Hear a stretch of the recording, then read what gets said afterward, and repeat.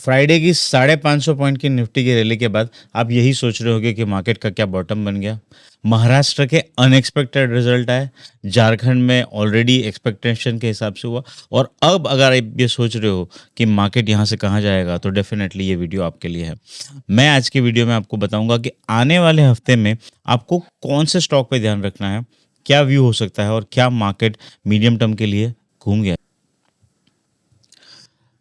काफ़ी इवेंटफुल हफ्ता रहा। आई थिंक मैंने जैसे बताया, फ्राइडे को पुतिन की न्यूज़ के बाद मंडे को अदानी की न्यूज़ आई थी।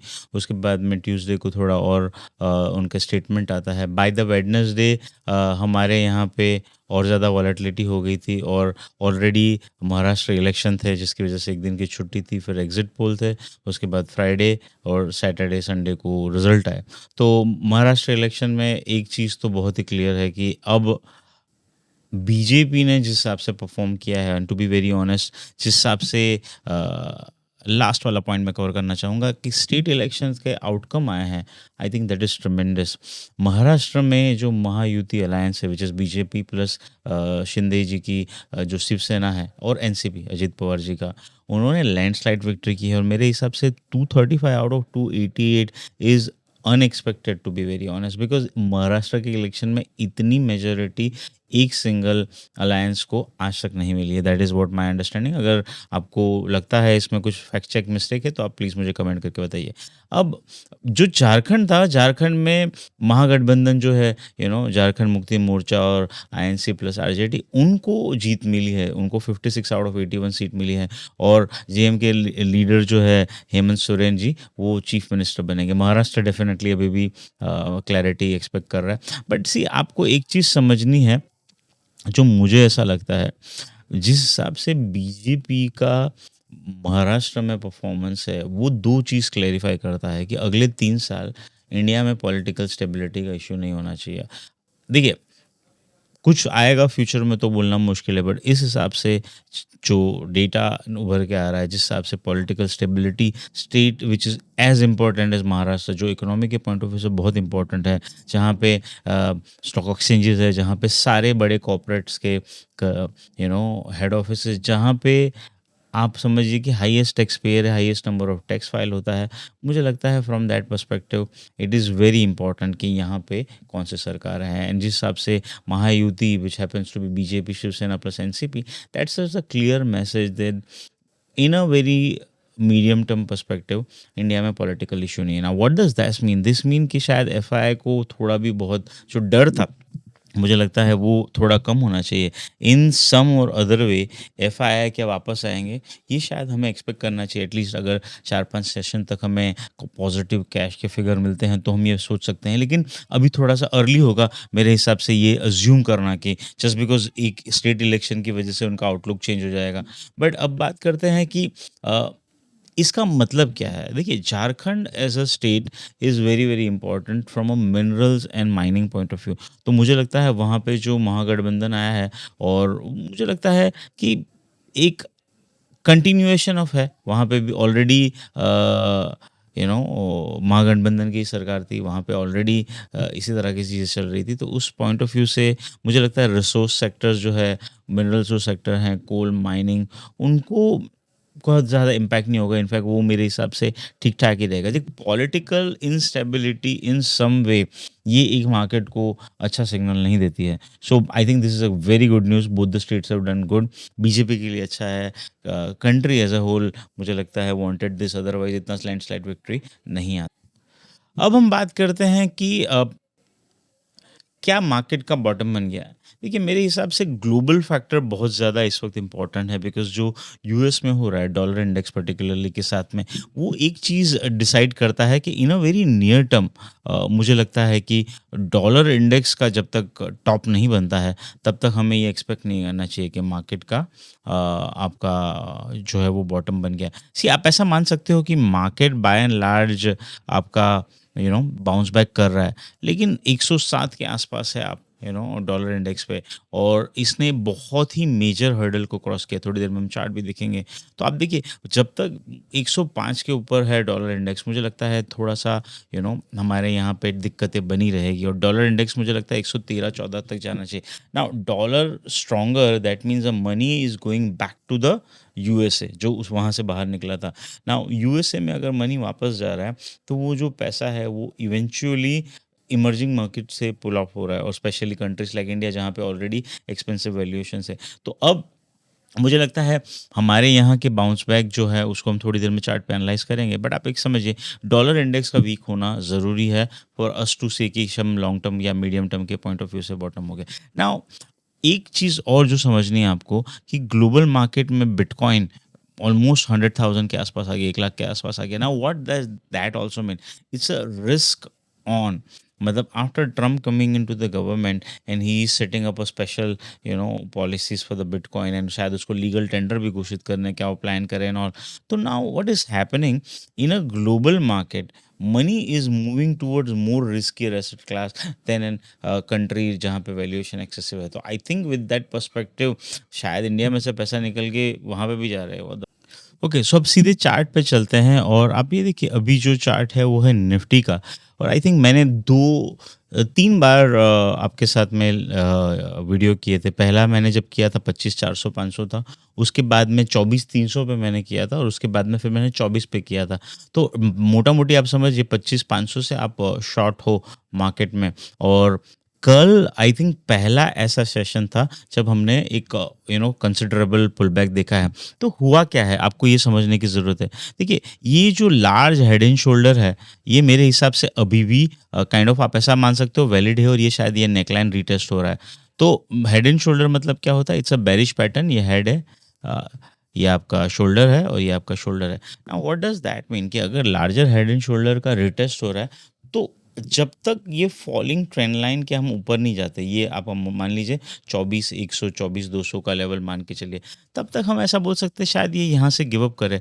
लेकिन कहीं ना कहीं अब दो चीज़ हुई है। हेड एंड शोल्डर के ब्रेकडाउन के बाद में हमने 700 पॉइंट का फॉल देखा, मतलब आपने 24,000 वाला 23,300 तक मार्केट, 23,200 का मेरा टारगेट था, वहां तक गया। अभी जो दूसरा टारगेट था 23,200 से, वी वर एक्सपेक्टिंग कि एक पुल बैक आएगा। अब 23,200 से पुल बैक आया, लेकिन पुल बैक इतना फियर्स एक्सपेक्टेड नहीं था। तो पुल बैक का main reason short covering plus Adani की जो न्यूज़ थी वो डाइजेस्ट होना, और थर्ड, आई थिंक मार्केट ने ये सेंस कर लिया था कि BJP in Maharashtra is going to do a landslide victory. Now what does that mean? Shorts before election outcome cover हुए।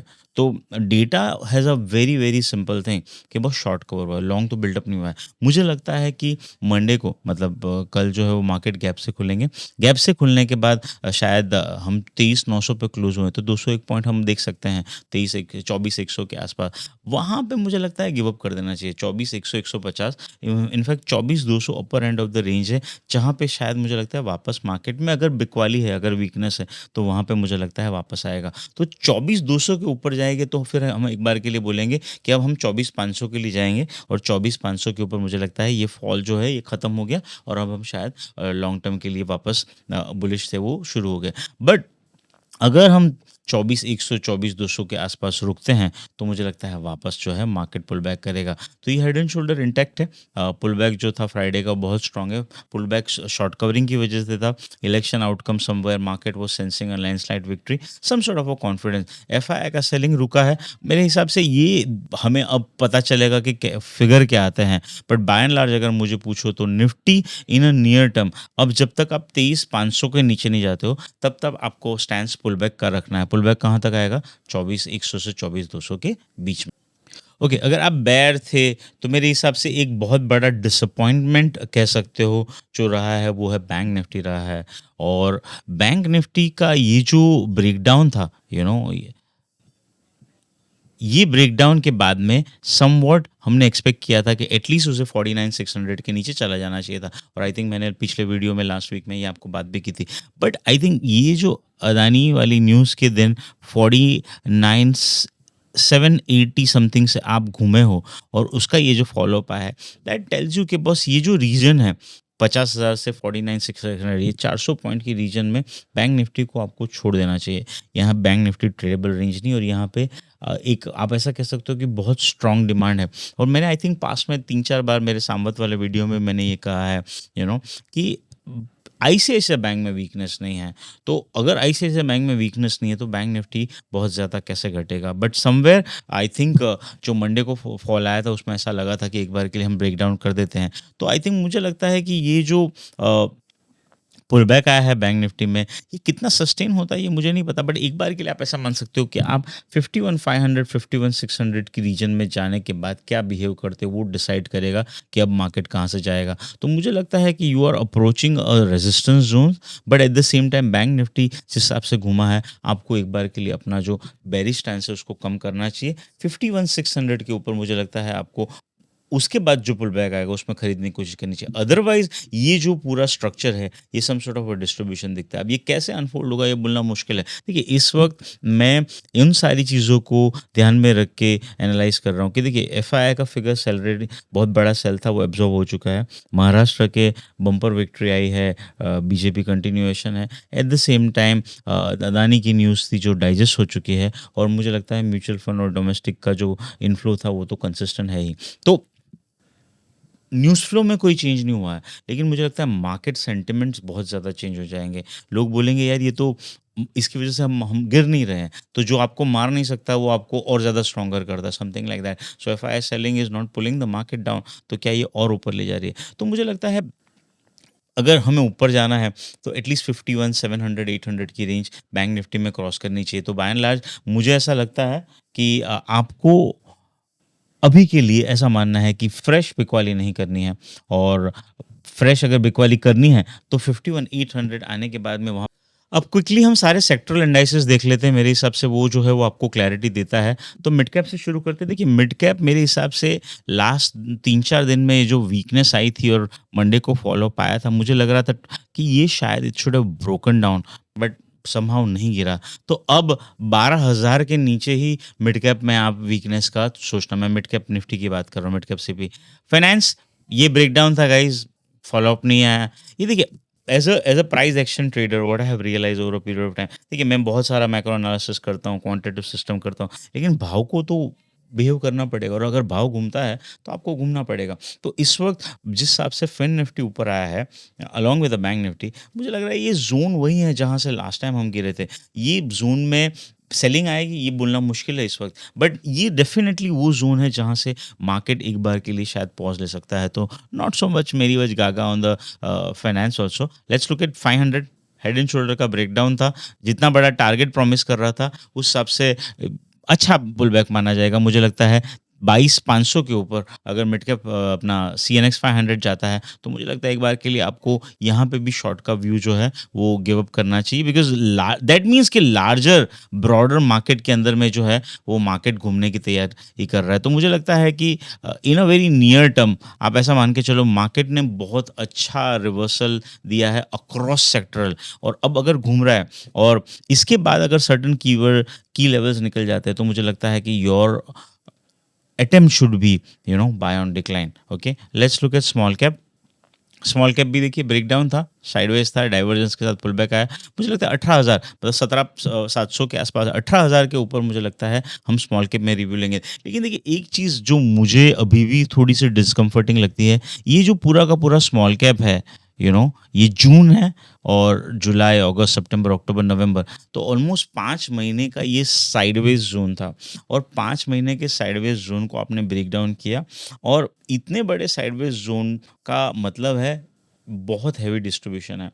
अब शायद इंडेक्स में उतना बड़ा नहीं दिख रहा, लेकिन स्टॉक स्पेसिफिक तो हमने बिकवाली देखी ही देखी है। तो मुझे लगता है कि मैं शायद अगर बाय करूँगा तो अभी मिड कैप स्मॉल कैप के लिए वेट करूँगा। आई थिंक मेरा फोकस टुवर्ड्स लार्ज कैप होगा, और कुछ स्टॉक भी हम डिस्कस करने की कोशिश करेंगे। I think I got a lot of feedback from you guys. So small cap wait करिए, 18,000 के ऊपर हम शायद रिव्यू करेंगे इसको। Let's look at reality. देखिए, I think Mumbai based reality stock is likely to do good because जो outcome आया है कंटिन्यूएशन ऑफ महायुति गवर्नमेंट, मुझे लगता है वो मुंबई बेस्ड रियल एस्टेट वालों के लिए ज़्यादा अच्छा करेगा बिकॉज़ मुंबई में रियल एस्टेट इतना ईज़ी नहीं है। तो वहाँ पे पॉलिसी कंटिन्यूएशन, सेम ऑफिसर है, सेम गवर्नमेंट है, तो उनके लिए अपना अप्रूवल्स वगैरह की चीज़ें ईज़ी हो जाती है। तो मुझे लगता है real estate is one sector जहाँ पे शायद मंडे को और थोड़ा-सा मूवमेंट रहेगा, specially Mumbai based real estate में। एफएमसीजी फॉल के बाद में रिकवर होने की कोशिश कर रहा है, लेकिन मुझे लगता है कि मल्टीपल बॉटम के बाद ये सब जगह पुल बैक ही दिख रहा है।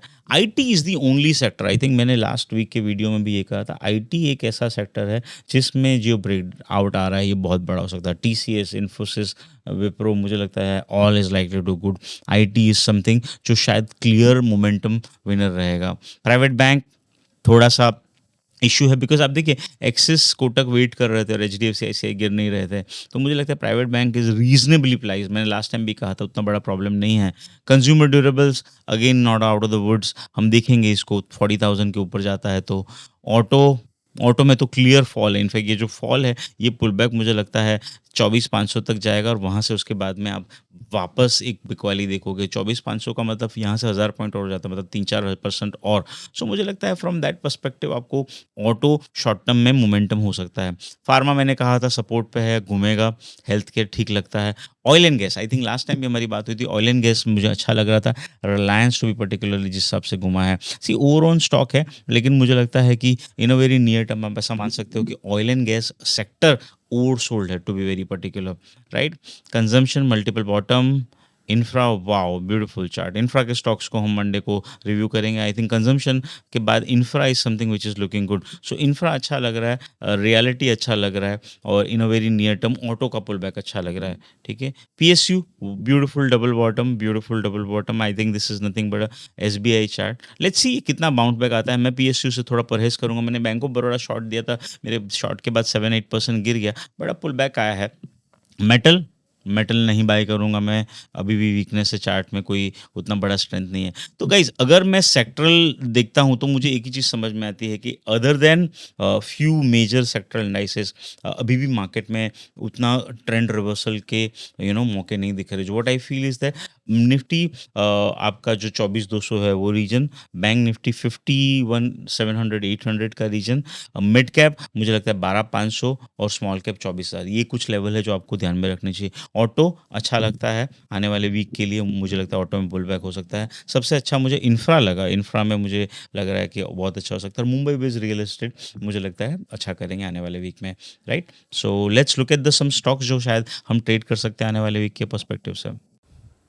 ओके, सो अब कुछ स्टॉक्स की बात करते हैं। देखिए काफ़ी सारे लोगों की रिक्वेस्ट थी कि why am I not discussing stocks, तो मैंने शुरू किया कि I think let's discuss some stock. तो मुझे लगता है एक स्टॉक जहाँ पे मुझे अभी भी कंफर्ट आ रहा है वो है पीएफसी।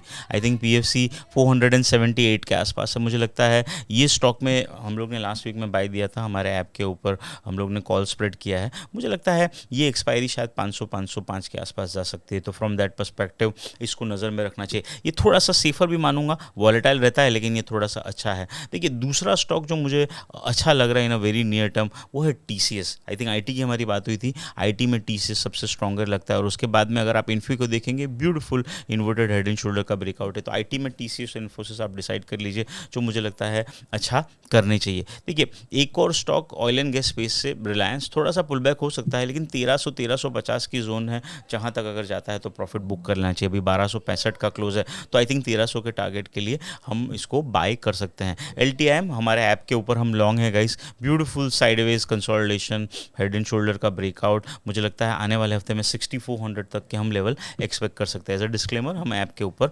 ऑलरेडी लॉन्ग है। देखिए और मुझे लगता है मैं बहुत ज़्यादा ओवरली एग्रेसिव नहीं हूँगा और ड्यूरिंग द वीक में शायद रिलीज़ करने की कोशिश करूँगा कि कौन से ऐसे 3 या 5 स्टॉक है जो आपको ट्रेड करने चाहिए। In fact what I truly believe is के best way to approach the market is basically waiting for the reversal to come. 2 और स्टॉक की बात करूँगा जो मुझे लगता है बाय के मुझे अच्छा लग रहा है। एक है Astral, again as a disclaimer app के ऊपर हम लॉन्ग है, 1760 का क्लोज है। मुझे लगता है काफ़ी बीटन डाउन स्टॉक है, पॉजिटिव डाइवर्जेंस है, अब घूमने की कोशिश कोशिश कर रहा है, लॉन्ग शॉट आप देखिए ऑलमोस्ट शॉट जो है वो ख़त्म से हो गए हैं और अब लॉन्ग पिकअप करने की कोशिश कर रहा है। तो मुझे लग रहा है कि this is a very very good risk reward. और एक और स्टॉक जो मुझे अच्छा लग रहा है आने वाले हफ्ते के लिए, और वो है Tata consumer. I think Tata consumer की हम बात करें, wait a second, Tata consumer, या टाटा कंज्यूमर भी फॉलन डाउन स्टॉक है। आप देखिए इसमें जो शॉर्ट्स है वो कवरिंग हो रही है, लॉन्ग बिल्टअप हो रहा है, स्टॉक ऑलरेडी ब्रोकन डाउन था, अब रिकवर होने की कोशिश कर रहा है। तो Tata consumer is something I will keep in radar. 945 का क्लोज है, अगर 940 935 मिलता है तो लेना चाहिए 920 के स्टॉप से। मुझे लगता है 975 980 आएंगे। तो ये कुछ स्टॉक है जो मुझे अच्छे लग रहे हैं। हमने इंडेक्स की बात की, हमने सेक्टर की बात की, हमने ब्रॉडर मार्केट की बात की, और हमने काफ़ी सारी लार्जर चीज़ों के बारे में डिस्कस किया। Guys, so I am trying my best to make this video, I hope you like it. First आप मेरे लिए एक चीज़ कर सकते हो, please share this video with those people जो मार्केट में इन्वेस्ट करना चाहते हैं, ट्रेड करना चाहते हैं। Also let me know in the comment कि आप क्या सीखना चाहते हो। I will try to make some video जो आपकी लर्निंग भी शार्पन करे, बिकॉज लर्निंग बहुत ज़रूरी है इस मार्केट में लॉन्ग टर्म पैसा बनाने के लिए। So thank you so much and wish you have a happy week ahead. Bye bye.